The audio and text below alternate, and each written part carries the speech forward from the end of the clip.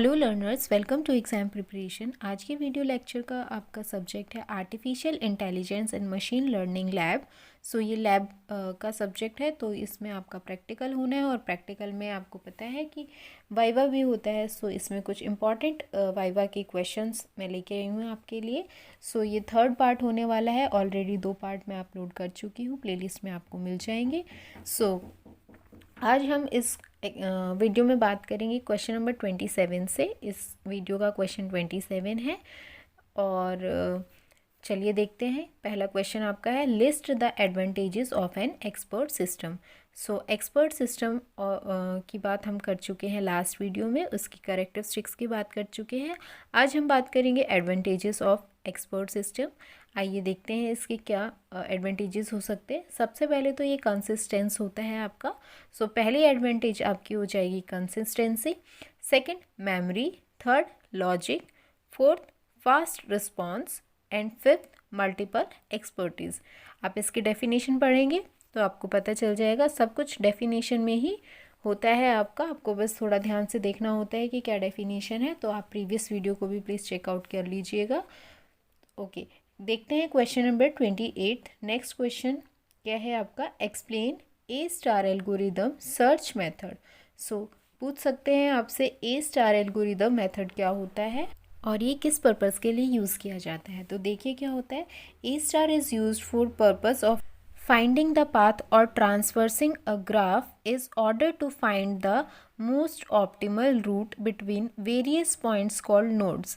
कह रहा है कि ये यूज़ होता है कि ऑप्टिमल पाथ को फाइंड करने के लिए जिस पे कि ग्राफ आपका ट्रेवल करता है, और वो जो आप फाइंड करते हैं वो नोड्स की हेल्प से, पॉइंट्स जो होते हैं उनको नोड्स बोलते हैं, उनकी हेल्प से ये फाइंड करता है। तो शॉर्टेस्ट पाथ को फाइंड करने के लिए ऑप्टिमल रूट को फाइंड करता है। आई होप ये आपको क्लियर होगा। सो बढ़ते हैं अपने नेक्स्ट क्वेश्चन की तरफ। क्वेश्चन नंबर 29 क्वेश्चन आपका मोस्ट कॉमन और इम्पॉर्टेंट है, बहुत फ्रीक्वेंटली पूछा जाता है और इसीलिए ये इम्पॉर्टेंट हो जाता है। सो देखते हैं क्या क्वेश्चन है, difference between BFS and DFS। सो यहाँ पे मैंने आपको डिफरेंस बताया है। सेपरेटली भी ये क्वेश्चन पूछा जा सकता है, लाइक व्हाट इज़ BFS और व्हाट इज़ DFS। तो इस तरीके से आपसे क्वेश्चन पुटअप किया जा सकता है। आप डिफरेंस देख लीजिए तो आप अपने आप उसको सेपरेटली भी आंसर कर सकते हैं, इसमें कोई प्रॉब्लम नहीं आएगी आपको। BFS stands for breadth first search, where as DFS stands for depth first search. तो ये दोनों की फुल फॉर्म हो जाती है आपकी। नेक्स्ट जो आपका पॉइंट है वो है BFS में होगा आपका, it is use a queue to find the shortest path.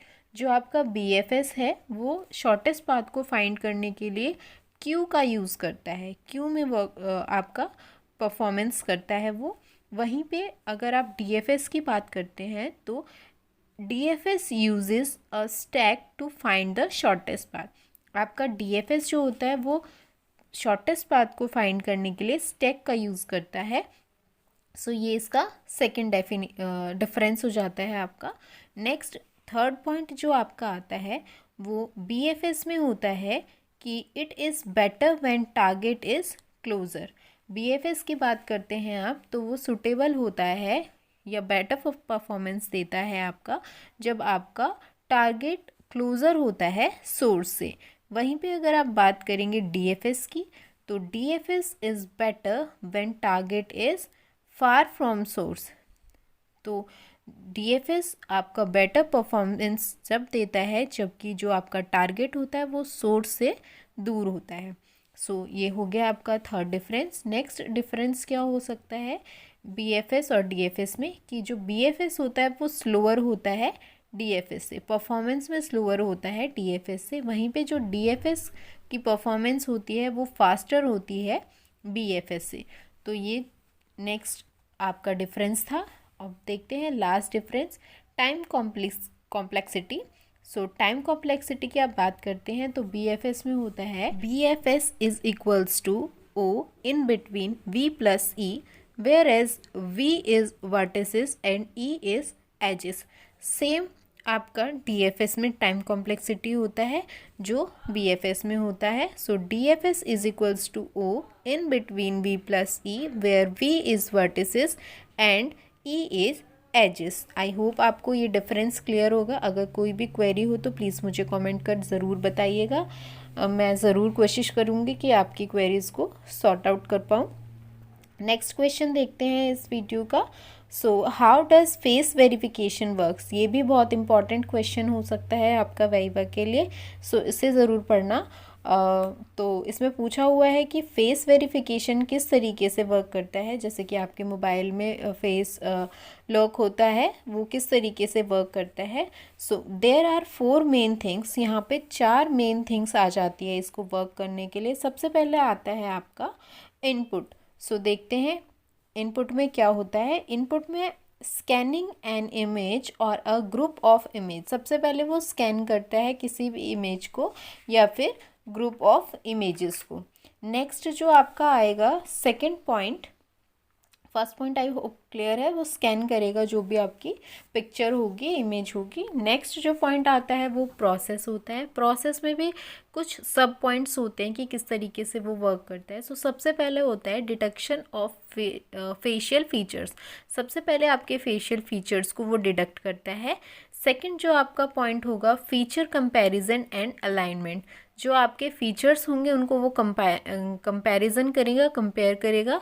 Next है की पैटर्न रिप्रेजेंटेशन, की पैटर्न रिप्रेजेंटेशन को फॉलो करेगा।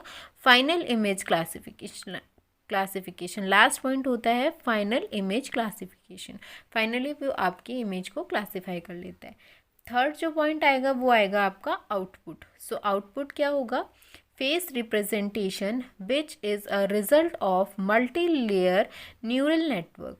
सो ये रिजल्ट देता है आपको मल्टी लेयर न्यूरल नेटवर्क का। सो न्यूरल नेटवर्क क्या होता है ये मैं आपको प्रीवियस वीडियो में बता चुकी हूँ, एक क्वेश्चन था आपका। सो वहाँ पे आप चेकआउट कर सकते हैं इसको। फोर्थ और लास्ट है ट्रेनिंग डेटा। अब ये क्या होता है, involves the uses of thousand of millions of images. तो वहाँ पे इन्वॉल्व होती है बहुत सारी पिक्चर्स। सो उससे आपका यूज़ करता है ये। सो ये क्वेश्चन हो गया कंप्लीट। नेक्स्ट क्वेश्चन आता है question number 31। What is over fitting. Over fitting क्या होता है, क्या कॉन्सेप्ट होता है, ये पूछ सकते हैं आपसे। सो देखते हैं कि क्या होता है over fitting. It is a situation, ये एक तरीके की सिचुएशन है that occurs in statistical modelling, जो कि आपकी स्टैटिकल मॉडलिंग में और मशीन लर्निंग में होता है।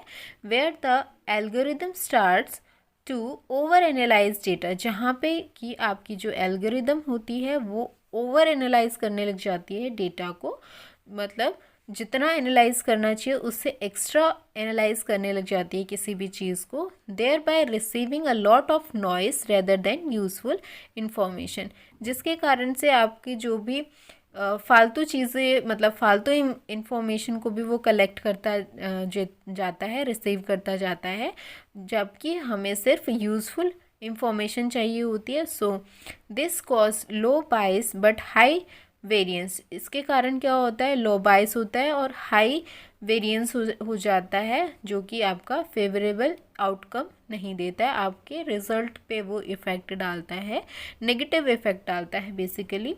सो ये होता है आपका ओवर फिटिंग। नेक्स्ट क्वेश्चन जो होता है, आई होप ये आपको समझ में आ गया होगा कि ये किस तरीके से वर्क करता है, ओवर फिटिंग का कॉन्सेप्ट क्या होता है। सो देखते हैं, इससे रिलेटेड एक क्वेश्चन और आ सकता है आपका, जो लास्ट क्वेश्चन है इस वीडियो का। So question number 30 second question है वो, how is over fitting fixed. अब ओवर फिटिंग पता चल गया कि क्या होता है, अब उसको सॉर्ट आउट भी तो करना होता है ना, कि वो प्रॉब्लम अगर आपकी राइज हो रही है तो उसको किस तरीके से सॉर्ट आउट किया जाए। तो देखते हैं किस तरीके से सॉर्ट आउट हो सकता है। यहाँ पे भी कुछ आपके पॉइंट्स है जिनको आपको पता होना चाहिए कि किस तरीके से ओवर फिटिंग को आप फिक्स कर सकते हैं, प्रिवेंट कर सकते हैं। सो प्रिवेंशन के लिए कुछ पॉइंट्स है। सो जो पहला पॉइंट होगा वो होगा आपका अर्ली स्टॉपिंग, मतलब जिस भी स्टेज पे आपको पता चल जाए उसी स्टेज पे आपको उसको स्टॉप कर देना है। नेक्स्ट है असेंबल मॉडल्स मॉडल्स को किस तरीके से असेंबल करना है। क्रॉस वैलिडेशन इसका एक ऑप्शन हो सकता है इसको फिक्स करने के लिए। नेक्स्ट है फीचर रिमूवल, फीचर्स को रिमूव किया जा सकता है। एंड नेक्स्ट इज़ रेगुलाइजेशन के थ्रू भी आप इसको फिक्स कर सकते हैं। सो ये कुछ इसके पॉइंट्स थे कि जिस तरीके से आप ओवर फिटिंग को फिक्स कर सकते हैं, उसको प्रिवेंट कर सकते हैं। तो ये इस वीडियो के क्वेश्चंस थे। प्रीवियस वीडियोस के लिंक मैं आपको डिस्क्रिप्शन में प्रोवाइड कर दूंगी। अगर किसी भी टॉपिक से रिलेटेड आपको कोई क्वेरी है या कोई पर्टिकुलर क्वेश्चन आपको पूछना है तो प्लीज़ मुझे कमेंट कर ज़रूर बताइएगा। I will make a specific video for that. And please channel को सब्सक्राइब कीजिए, जितना हो सके उतना शेयर कीजिए। Thank you so much for watching.